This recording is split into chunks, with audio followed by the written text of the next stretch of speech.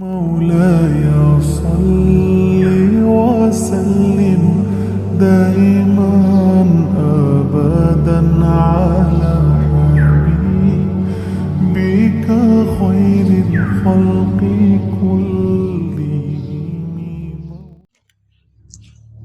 Mulai bismillahirrahmanirrahim. Assalamualaikum warahmatullahi wabarakatuh. Alhamdulillahirrabbilalamin. Wassalatu wassalamu ala ashrafil anbiya'i wal mursalin wa ala alihi wa sahbihi ajma'in. Amma ba'du. Nas'alullaha yamunna alaina bil ilmi nafi wal amali salih wa yaftalana futuhal arifin wa yufaqihana fid din wa yarzuqana al ikhlas fil aqwali wal a'mal. Allahumma amin. Nah, kita lanjutkan. Sekarang kita membahas tentang rukun mandi wajib. Nah, rukun yang pertama adalah niat.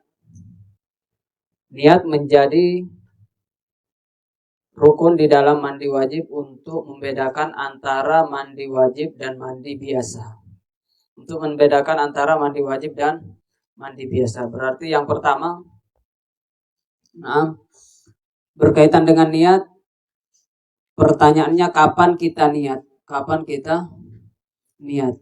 Maka jawabannya saat kita menyiramkan air mengalirkan air ke anggota tubuh kita. Nah, saat kita mengalirkan air ke anggota tubuh kita. Nah, kalau misalnya ada orang yang berniat atau orang yang mandi tapi dia belum berniat, misalnya dia membasuh atau mengalirkan air ke kepalanya, itu yang pertama. Tapi dia belum niat. Setelah itu yang kedua, dia mengalirkan air ke badannya. Yang kedua ini disertai dengan niat. Jadi yang pertama dia mandi dari kepala, tapi belum niat. Kemudian siraman yang kedua dia siram ke badannya, tapi tidak di kepalanya. Disiram ke badannya disertai dengan niat. Mandi wajib. Nah, maka yang kepala tadi yang di awal karena belum disertai dengan niat, maka itu harus dialirkan air lagi. Maka harus disiram lagi. Karena yang tadi itu, yang awal itu meskipun sudah basah, itu belum dianggap. Kenapa belum dianggap? Karena belum ada niat yang mendahuluinya. Jadi ibaratnya itu seperti nyiram biasa, bukan menyiram dalam rangka untuk mandi wajib. Nah, ini bisa dipahami atau belum? Saya ulang lagi ya. Nah, kalau ada orang mandi, dia sudah nyiram, siraman yang pertama belum ada niat. Kepalanya sudah basah, rambutnya sudah basah, kepalanya sudah basah, wajahnya sudah basah semua. Tetapi pas disiram tadi yang pertama belum niat. Jadi langsung siram saja. Masuk kamar mandi, ya mandi langsung siram, tapi belum niat. Kemudian di siraman yang kedua baru berniat. Yang disiram badannya, misalnya ini contoh saja biar lebih. Disiram badannya tapi disertai dengan niat. Ini siraman yang kedua. Berarti meskipun tadi kepalanya sudah basah, tapi karena dia belum niat, maka dia wajib untuk mengulang. Maksudnya karena mandi wajib itu ya seluruh tubuhnya harus basah. Ya meskipun tadi sudah basah sebenarnya, tetapi tadi belum dihitung. Kenapa tidak dihitung? Karena tadi nyiramnya belum ada niatnya. Ini bisa dipahami atau belum? Bisa ya? Nah, jadi kapan aliran air itu terhitung? Ya ketika kita menyiram disertai dengan niat. Mengalirkan air disertai dengan niat. Nah, intinya itu. Tapi kalau dari awal dia nyiram kepala sudah niat, berarti itu sudah sah. Yang kepalanya. Jadi terkadang orang mandi lupa niat, berarti itu yang sebelum niat belum dianggap semua, harus diulang lagi.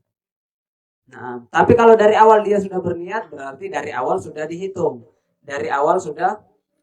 Jadi patokannya kapan aliran itu dianggap? Dan kapan aliran air itu tidak dianggap? Jawabannya, aliran air dianggap ketika aliran air itu disertai dengan niat atau setelahnya. Jadi niatnya cuma sekali. Niatnya cuma sekali.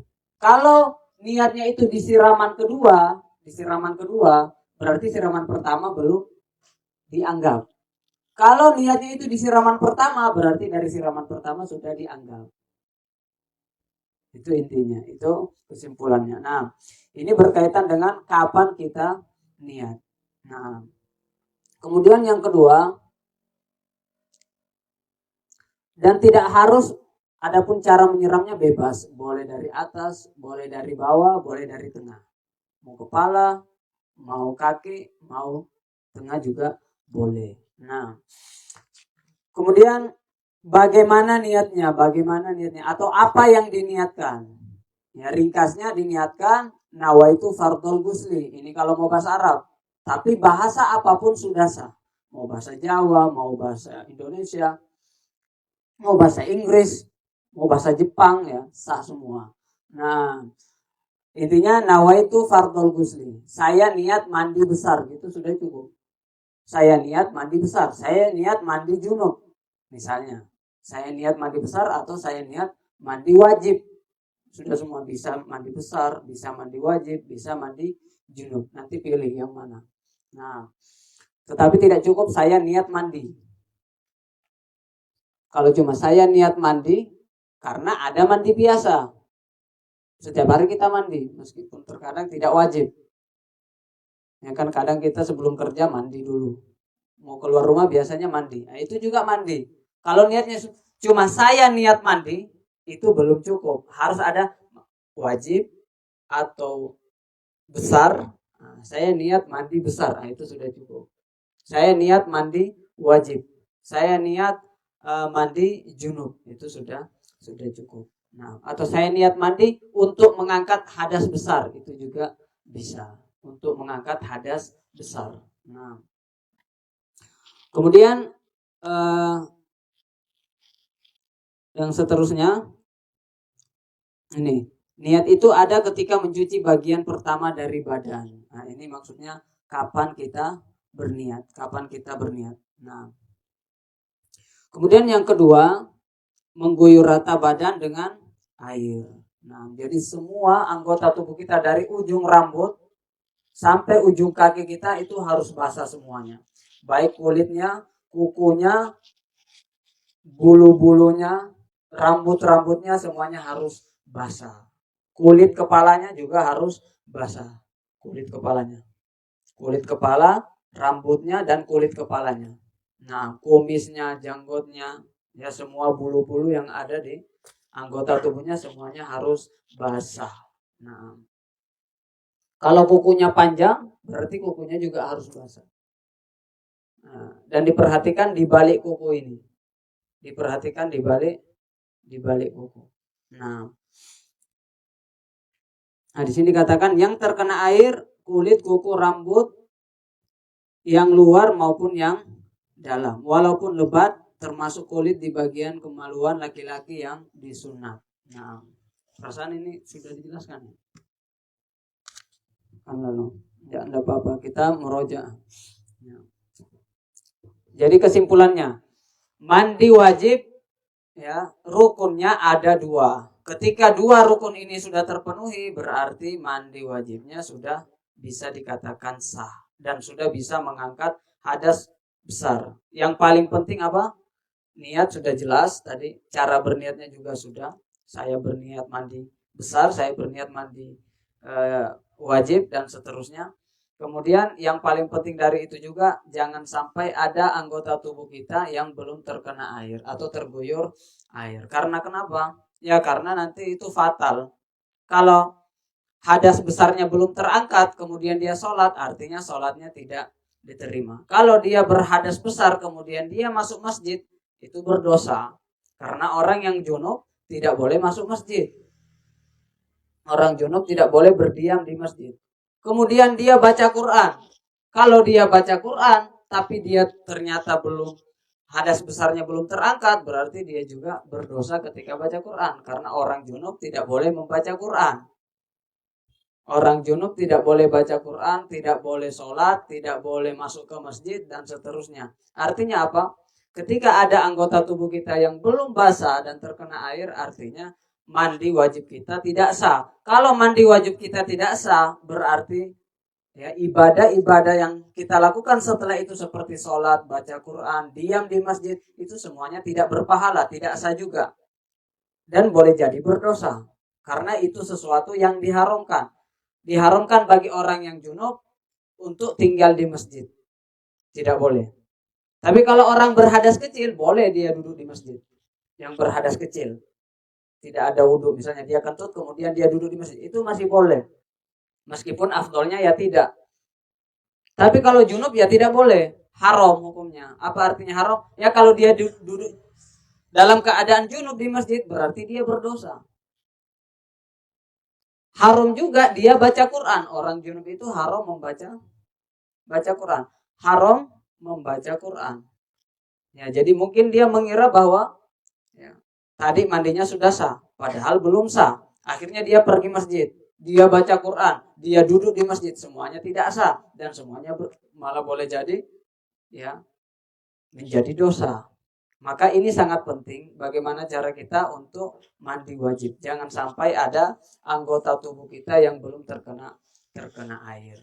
Nah, jadi perlu sangat diperhatikan apalagi lipatan-lipatan. Makanya kalau mandi ya sunnahnya berdiri. Sunnahnya berdiri supaya tidak banyak lipatannya. Karena kalau kita duduk berarti atau jongkok berarti kaki kita ada lipatannya. Boleh jadi yang di bawah ini tidak kena air. Tidak terguyur air. Nah, kemudian yang selanjutnya sunnah mandi wajib. Sunnah mandi wajib. Maksudnya sunnah di sini ya tadi itu standar minimal.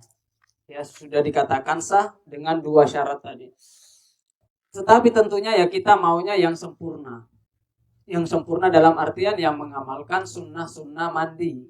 Nah, tidak hanya dengan niat dan mengalirkan air ke seluruh tubuh. Nah, tapi disertai juga dengan dilengkapi dengan sunnah-sunnah mandi wajib. Apa diantaranya? Yang pertama berdiri.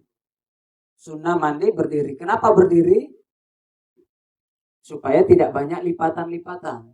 Nah, karena kalau kita tidak berdiri atau kita duduk, ya terkadang banyak lipatannya. Dan boleh jadi karena kita duduk ada air yang tidak, ada anggota tubuh yang tidak terkena air. Nah, tapi kalau ada orang mandi dalam keadaan duduk, sah atau tidak? Sah dengan catatan tadi. Ya, harus seluruh tubuh kita terkena air. Nah, kemudian yang kedua menghadap kiblat.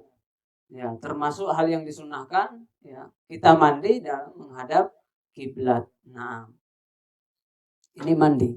Tapi kalau mohon maaf, buang air itu jangan menghadap kiblat. Bagusnya tidak menghadap kiblat dan tidak membelakangi kiblat. Itu kalau buang air. Tapi kalau mandi sunnahnya menghadap kiblat. Nah, kemudian berwudu.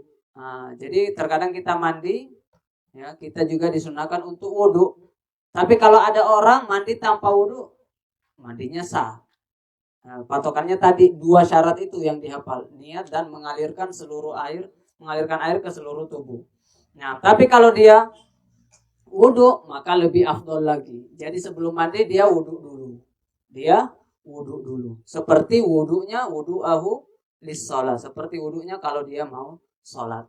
Nah, kemudian membaca bismillah. Jadi wudu ini ada 2 tata cara. Yang pertama dia wudu sampai menyisahkan kaki.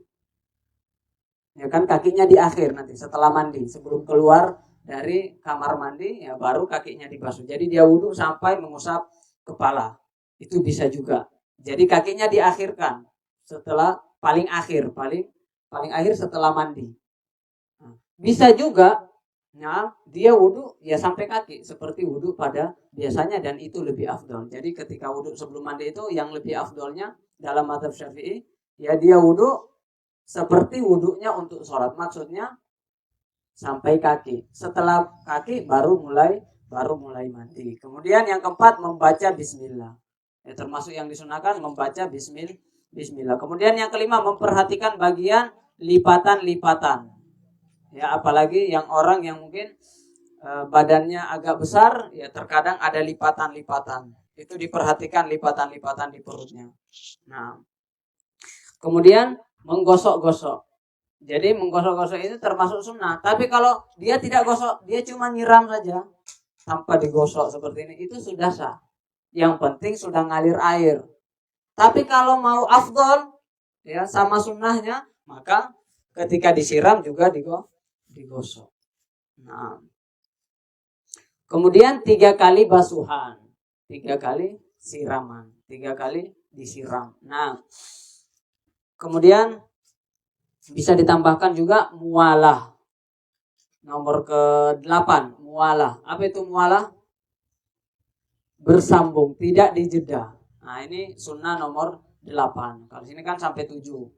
Nah, bisa ditambahkan mualah. Nah, kemudian yang ke berapa berarti? 7, 8, 9. Yang 9 tidak berbicara. Tidak berbicara saat mandi. Nah, dan kalau bisa tidak mandi di air tergenang. Tadi nomor 8 mualah. Nomor 9 tidak berbicara. Nomor 10 tidak mandi di air tergenang. Nah, tapi kalau dia mandi di air tergenang sah. Tapi lebih afdolnya di air yang mengalir.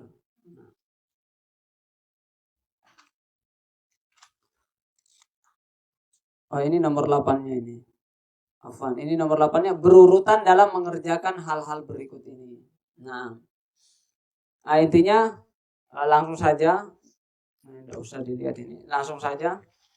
Yang pertama, kita baca bismillah dulu sebelum mandi. Ini secara berurut ya, secara berurut. Baca bismillah dulu. Setelah baca bismillah, kita mencuci kedua tangan. Ya seperti wudhu. Jadi ini sebelum mandi, bismillah dulu, terus cuci tangan. Sebenarnya juga disunahkan untuk bersiwak, tidak apa-apa. Nah, kemudian setelah itu, kalau bisa buang air dulu. Kalau mau buang air, mending buang air dulu. Buang air kecil. Nah, jadi kencing dulu. Nah, kalau mau kencing, tapi kalau tidak mau ya tidak usah ditunggu gitu. Maksudnya kalau mau ya kencing dulu bagusnya. Supaya apa? Supaya kalau ada bekas-bekasnya itu yang belum keluar, bisa keluar bersama dengan air kencing. Nah, kemudian setelah itu, jadi tadi apa? Bismillah. Terus setelah itu cuci tangan. Setelah cuci tangan, buang air. Setelah itu kita cuci kemaluan. Nah, kita cuci, ya karena kan tadi sudah kencing itu. Jadi dicuci dan ada bekas-bekasnya. Kalau ada bekas. Jadi kemaluan ini sudah dibersihkan dari awal, sebersih-bersihnya. Nah, kita bersihkan supaya nanti tidak usah dipegang lagi. Jadi di awal kita sudah tuntas, selesai dengan kemaluan. Maka nanti setelah mandi ya tidak usah dipegang lagi daerah itu. Nah, karena bisa membatalkan wudhu. Nah, jadi dibersihkan kemaluannya. Setelah itu baru kita bisa wudhu. Nah, kita wudhu. Wudhu tadi ada 2 caranya. Bagaimana? Yang pertama boleh wudhu, kemudian mengakhirkan membasuh kaki di akhir setelah mandi. Tapi bisa juga sekalian. Jadi seperti wudhu pada biasanya. Jadi sampai kakinya.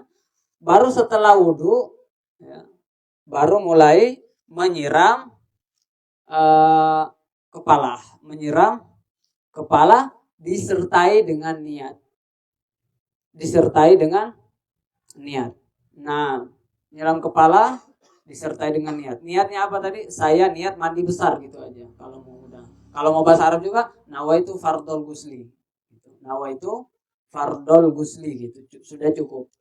Nah, nawaitu fardhol gusli atau saya niat mandi wajib itu juga bisa. Nah, setelah itu disiram bagian atas. Nah, ketika disiram bagusnya di sela-sela apa namanya? Rambutnya di sela-sela seperti ini. Jadi sambil disiram, sambil digosok seperti itu. Supaya apa? Supaya airnya apa? Airnya masuk ke kulit. Airnya masuk ke kulit. Nah, saya ulangi. Yang pertama tadi bismillah.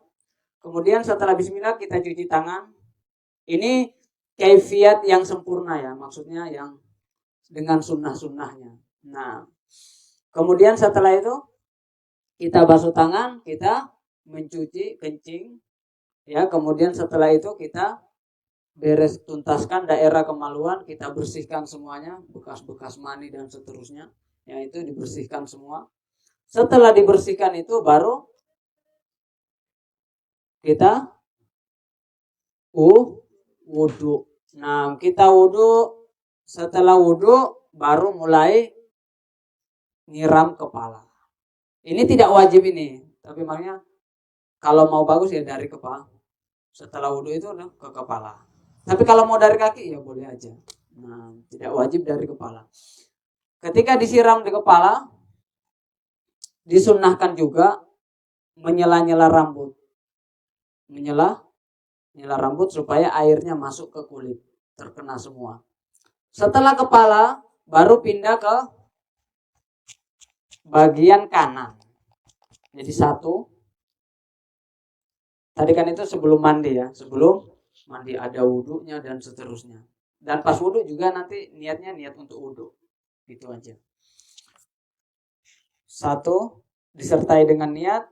Kalau bisa di sela-sela, kemudian kedua pindah di sini. Tidak usah niat lagi. Niatnya cuma satu kali. Nah, tidak usah niat sini. Tidak usah, cuma satu kali. Satu, kemudian pindah ke sini. Kanan depan, kanan belakang.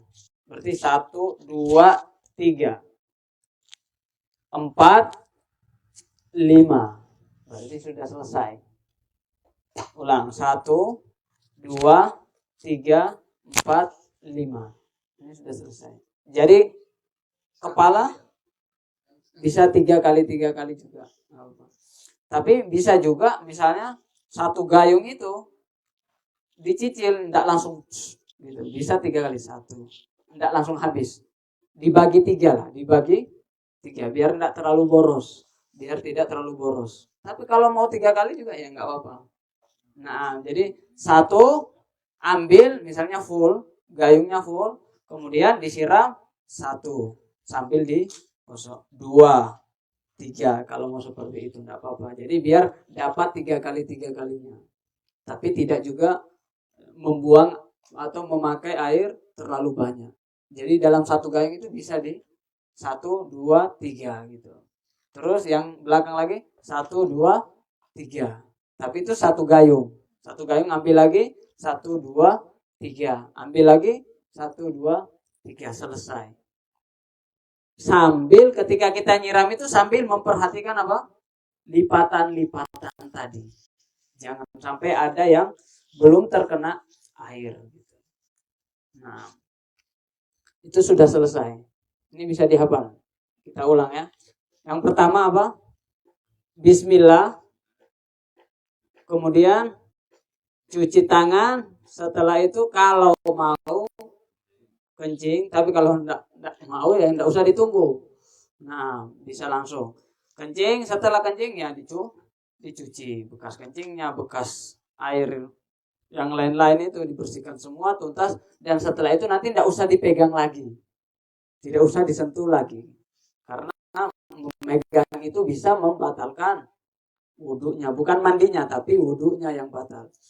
Nah, setelah itu baru setelah tuntas kita tidak usah megang lagi. Setelah tuntas apa? Kita wudhu. Nah, Wudhunya sama kaki atau tidak? Dua-duanya bisa. Tapi lebih afdolnya sama kaki. Sekalian sama kakinya sudah selesai wudhu, wudhu seperti biasa. Setelah wudhu baru kita mulai nyiram. Yang pertama disiram apa? Kepala. Jadi ada 5 ini. 1, 2, 3, 4, 5. Tapi kepala ini harus disertai dengan niat. Harus wajib. Kalau tidak ada niatnya berarti bukan mandi wajib. Apa niatnya? Saya niat mandi besar. Saya niat ya bebas aja ya. Setelah itu disunnahkan ketika nyiram kepala apa? Menyela-nyela, menggosok-gosok seperti itu. Kemudian setelah itu pindah ke bagian yang kedua. Kanan depan sambil memperhatikan lipatan dan lebih afdolnya juga sambil digosok. Kemudian belakang sama seperti itu. Kemudian setelah belakang mana? Kiri bagian depan, kemudian belakang. Ini sama mirip dengan cara memandikan jenazah. Ya kan? Bedanya apa? Kalau jenazah atas semua dulu. Kalau tadi 1, 2, 3, 4, 5. Itu mandi wajib. Kalau memandikan jenazah 1, 2, 3, 4, 5. Karena susah dibalik. Ya kan? Jadi depannya dulu semua. Kanan, bagian depan, kanan, kiri. Terus dibalik, belakang kanan, belakang kiri. Nah itu kalau memandikan jenazah. Nah, jadi ini sudah bisa dilakukan mandi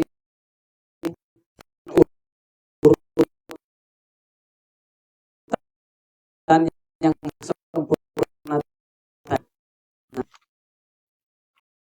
dan airnya jangan sampai air karena itu tapi tidak mensucikan. Air membersihkan tapi tidak mensucikan karena itu bukan air mutlak. Itu bukan air mutlak. Tapi kalau ada orang mau pakai sampo, ya selesai wajibnya. Sudah selesai tadi seperti urutan yang tadi itu. Kalau mau pakai sampo, ya silahkan. Pakai sabun juga silahkan. Tetapi pada intinya yang tadi itu yang kita nyiram 1, 2, 3, 4, 5 itu jangan sampai ada sabun di atas atau sampo di atas tubuh kita. Nah, ini bisa dipahami. Nah, sekarang makruh wajib. Nah, apa yang dimaksud ini? Sesuatu ini ya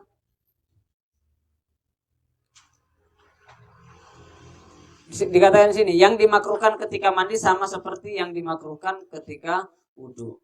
Nah ini sudah selesai. Yang di bawahnya aja langsung. Yang dimakruhkan bagi orang junub. Jadi ada orang junub, ada sesuatu yang dimakruhkan, beberapa hal yang dimakruhkan sampai dia wudhu. Nah yang pertama adalah tidur. Orang junub, misalnya dia junub malam. Kalau dia mau tidur, orang yang junub itu wajib mandi atau tidak? Tidak wajib sampai dia mau sholat. Jadi tidak wajib langsung. Junub langsung mandi, tidak wajib. Bisa ditunda. Kapan wajibnya? Kalau dia sudah mau sholat. Mau sholat berarti wajib mandi. Tidak boleh sholat tanpa mandi. Nah, hampir.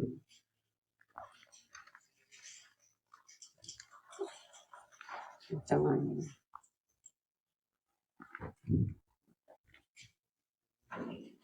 Biarin aja gitu. Ke bawah aja. Ya. Nah, gini aja.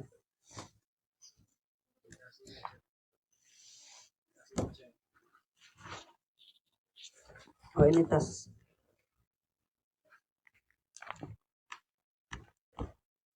Nah, kita ulang. Kalau ada orang junub, Apakah dia, hukumnya pertanyaannya, apakah dia mandi, apakah dia wajib mandi atau tidak? Wajib kalau mau sholat, tapi tidak wajib langsung. Kalau dia belum mau sholat, berarti tidak wajib. Boleh ditunda, maksudnya seperti itu. Nah, sekarang dia belum mau mandi karena dia belum mau sholat. Misalnya sudah sholat isya.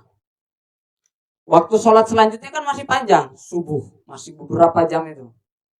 Nah, dia junubnya malam hari. Nah, dia tidak wajib mandi sampai menjelang subuh, sampai mau sholat subuh. Nah, artinya dia boleh tidak mandi. Dia boleh tidur, tetapi tidurnya ini makruh. Di malam hari orang junub tidak mandi, mandinya maunya subuh. Tapi kan dia mau tidur. Tidurnya ini makruh. Bagaimana supaya makruhnya ini hilang? Caranya sebelum tidur wudhu. Gitu. Jadi untuk menghilangkan makruhnya tidur, tidak harus dengan mandi. Boleh dengan wudhu. Tapi kalau dia junub terus langsung tidur, tidak wudhu, berarti tidurnya itu makruh. Gitu. Ini bisa dipahami. Ah, ini loh. Oh iya.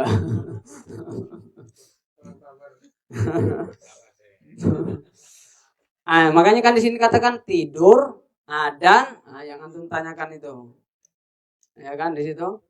Nah, berhubungan. Nah, di situ berhubungan.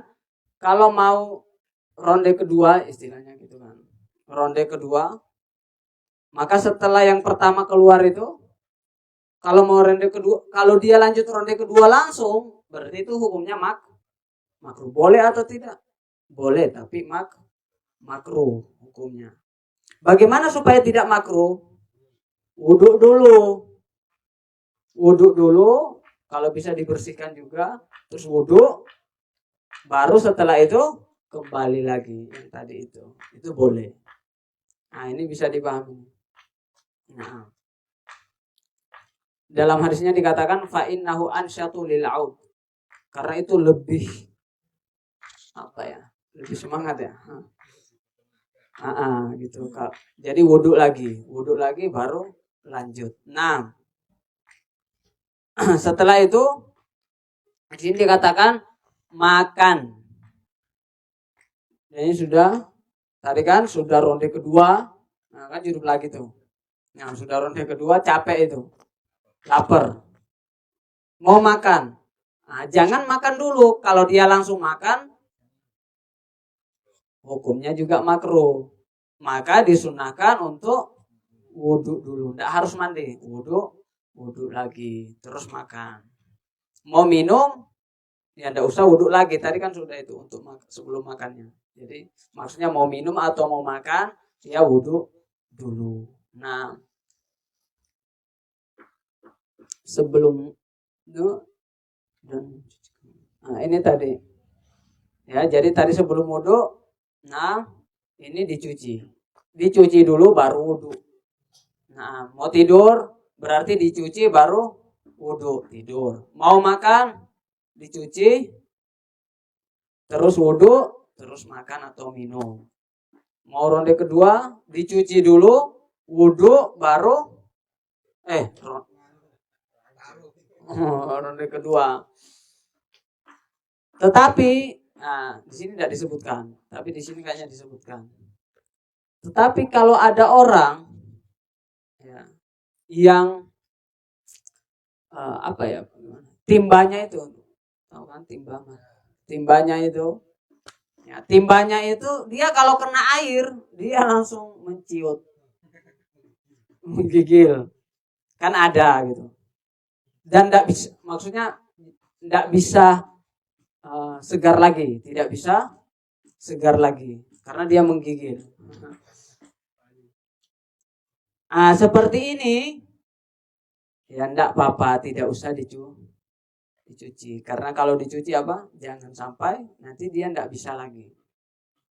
Ini bisa dipahami. Tapi kalau bisa, ya lebih baik dicuci gitu. Ini bisa dipahami nih. Bisa kan? Masya Allah.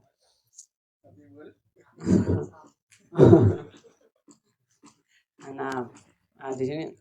Nah, berarti itu tadi kesunahan itu makruh itu hilang.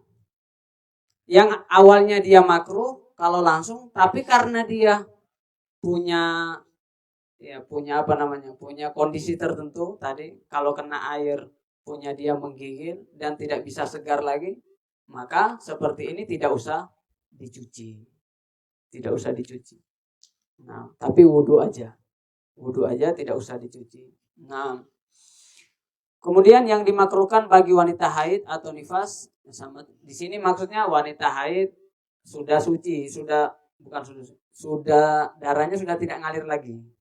Tapi dia belum mandi. Jadi duhur itu darahnya sudah berhenti.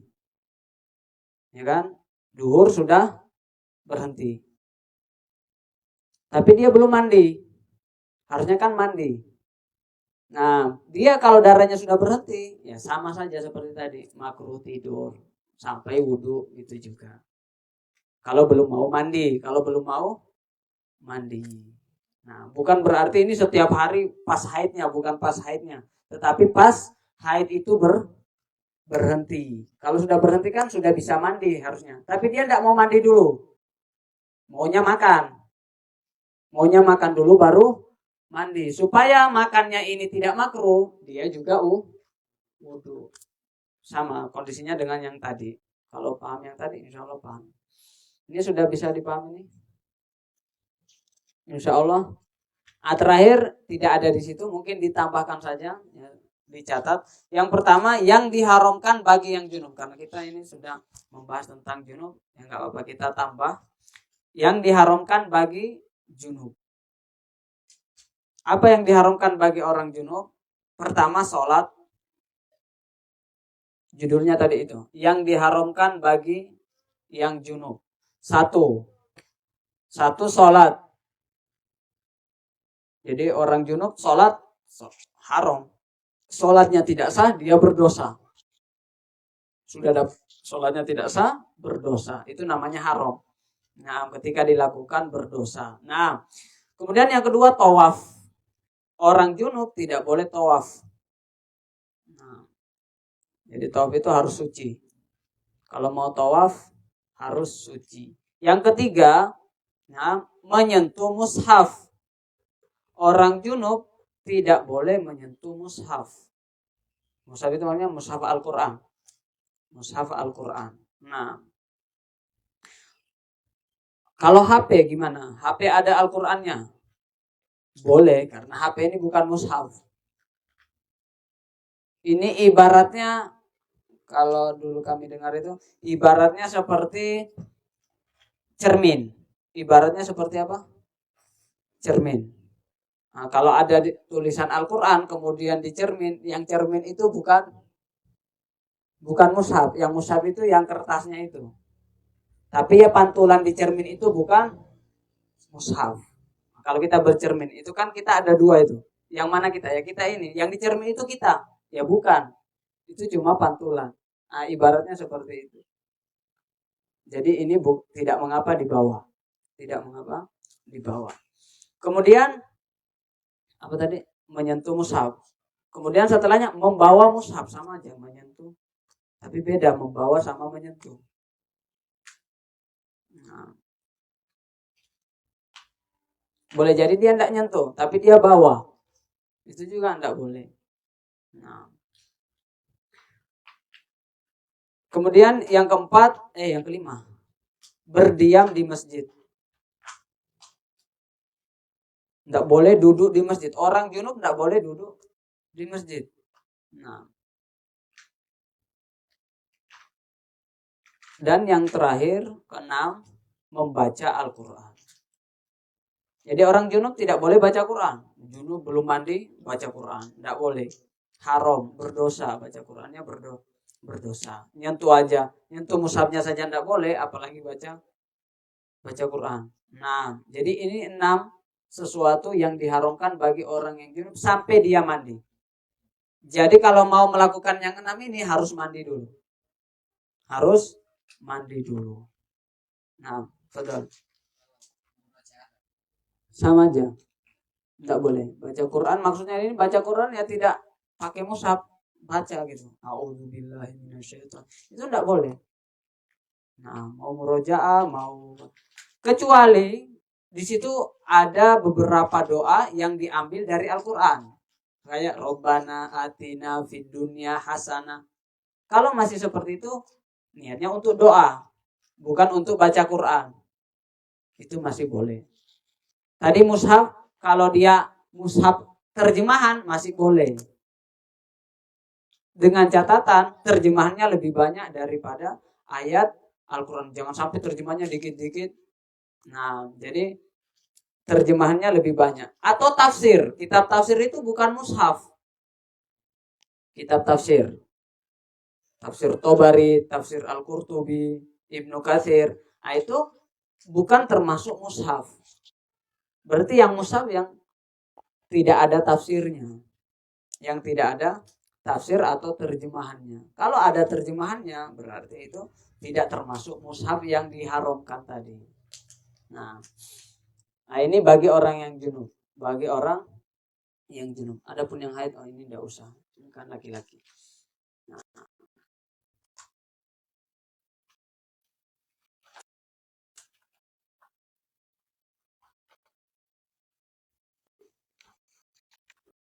Tapi kalau bahas boleh baca Quran, boleh. Boleh baca Quran. Kalau orang bahas kecil, misalnya al-wudu, atau untuk keluar, itu boleh Quran. Tapi kalau ada surat, boleh. Nah, bisa dihilangkan kalau mandi. Yang 6 tadi kita sebutkan itu, kalau mau dilakukan, saya mau baca Quran, tapi saya junub. Bagaimana supaya tidak haram? Ya harus mandi. Seperti dengan kalau kita mau sholat, sama aja. Mau sholat, mau tawaf, mau baca Quran, mau nyentuh mushaf, mau masuk ke masjid, ya kan? Ya enggak boleh, harus mandi dulu. Nah, jadi bedanya tadi kalau hadas kecil apa? Boleh masuk masjid, boleh baca Quran. Tapi kalau hadas besar ya tidak boleh masuk masjid.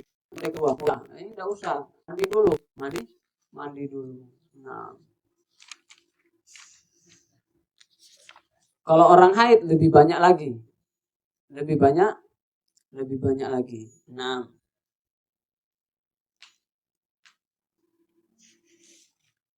terus ini sudah selesai tentang mandi. Ya, fadal. Ada ya, fadal. Kalau yang hukumnya makruh tadi kan tadinya sesuatu itu berpahala. Sesuatu. Ya. Iya. Yang kedua itu berarti berpahalanya gugur sebelum berwudu. Yang kedua mau dilakukan. Iya. Itu gugur pahalanya kalau belum berwudu. Enggak, makruh di sini dia kalau makruh itu apa? Tunggu dulu, makruh itu apa dulu? Kemarin apa makna makruh? Kalau dikerjakan, maksudnya tidak ada apa-apa kan? Artinya kalau kita wudhu ya kita dapat pahala, itu tadi artinya.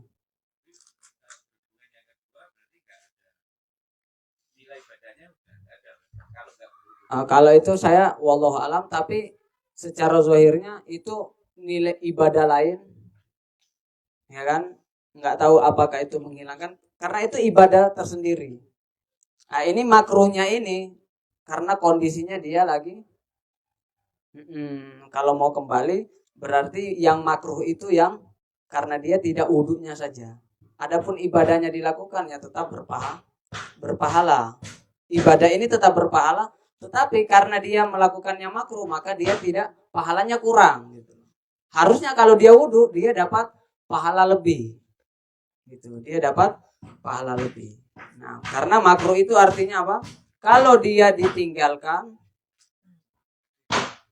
tidak apa-apa. Ditinggalkan berpahala ya. Kalau dikerjakan,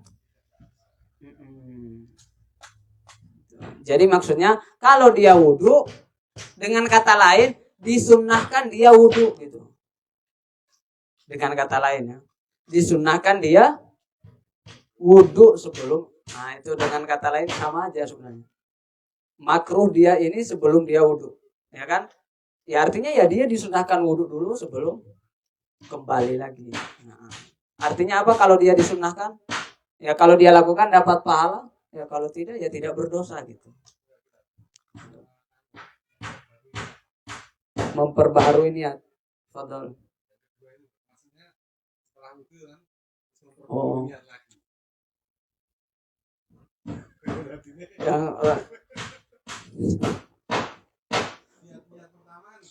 Yang ya baca doa aja lah, baca doa. Nah.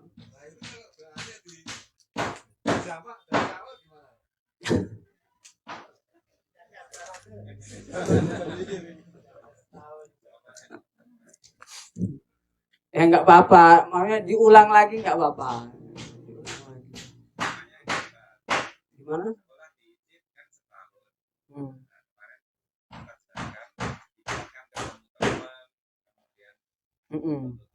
Tapi itu dilafalkan satu sekali untuk setahun gitu. Oh gitu.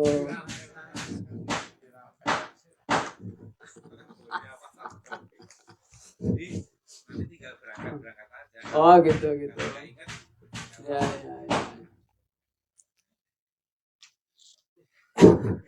Gimana itu setahun? Seumur hidup sekalian lah.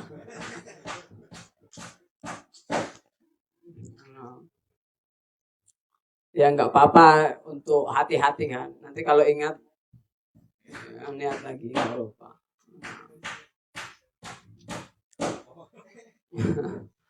Kalau ini Pak, niat itu kebanyakan ya yang sebelum kita dapat ilmu ini. Kalau mau mandi besar ya pas di kamar itu niat mandi gitu. Tapi posisinya mandi di kamar. Nah, selama ini betul tidak atau harus dalam niatan dalam hati itu untuk mandi besar. Tapi belum di kamar mandi. Iya tahu. Kalau mazhab Syafi'i ya harus muqtarinan bi fi'lihi. Harus menyertai. Jadi niat itu boleh jadi yang tadi itu sudah kalau menurut mazhab Syafi'i itu belum sah yang sebelum-sebelumnya. Jadi harus bersamaan disertai dengan awal perbuatannya. Ketika kita nyiram itu. Nah, biar kita bisa bedakan, oh ini siraman sudah termasuk mandi wajib atau belum. Ya memang niat ini dalam mazhab Syafi'i memang lebih ketat. Ya lebih ketat memang karena ya niat ini bagi mazhab Syafi'i ya sangat penting. Karena inilah yang membedakan apa antara satu ibadah dengan ibadah yang lainnya. Yang membedakan antara ibadah dengan yang bukan ibadah. Nah, mana makan yang beribadah, mana makan yang tidak ibadah dan seterusnya. Betul? Kalau yang tadi disunahkan seperti mencuci kemaluan dan yang belakang itu apa juga harus niat? Dicuci. Niatnya sekali aja, maksudnya di awal itu ya niatnya untuk ini sunnah mandi dalam hati itu. Maksudnya kenapa saya mencuci tangan ini? Ya ini untuk sunnah, ditujukan untuk sunnah mandi wajib, itu aja. Cukup sekali saja di awal itu. Cukup sekali, misalnya kalau misalnya yang pertama kali dilakukan sunnahnya tadi membasuh apa? Tangan, maka cukup di situ. Ini untuk sunnah mandi wajib, gitu aja sudah selesai.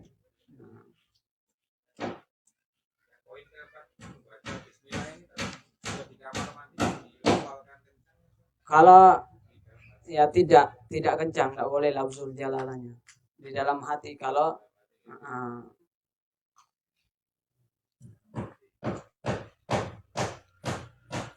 terus Tapi kalau tempat mandinya bukan di kamar mandi, boleh.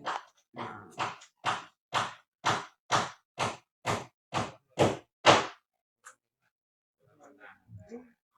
Terus apa lagi? Ada lagi.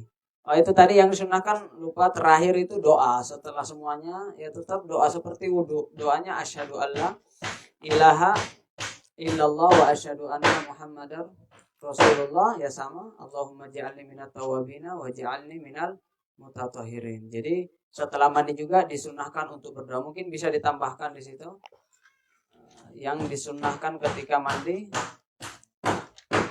setelah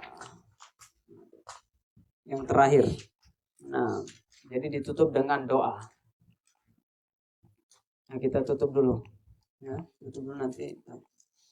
Naftatim bidua kafaratil majlis. Sallallahu ala sayyidina Muhammad. Syukran wa barakallahu fikum. Wallahu ta'ala alam. Assalamualaikum warahmatullahi wabarakatuh.